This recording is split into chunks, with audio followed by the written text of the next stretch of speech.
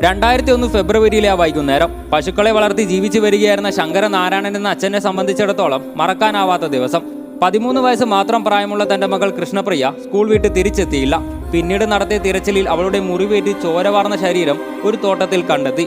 കാണാതായ കുട്ടിയെ തിരയാൻ കൂടെ ഉണ്ടായത് അയൽവാസിയായ മുഹമ്മദ് കോയയും മറ്റുള്ളവരും. പരിചയക്കാർ ആരേലും ആവാൻ കൊലപ്പെടുത്തിയത് എന്ന സംശയത്തിൽ പോലീസും അന്വേഷണം ആരംഭിച്ചു. നാട്ടിലെ സ്ത്രീകളെ ഉപദ്രവിക്കുന്നതും ലഹരി കേസിലും മറ്റും പ്രതിയായ മുഹമ്മദ് കോയയിൽ കേസ് അന്വേഷണം എത്തപ്പെട്ടു.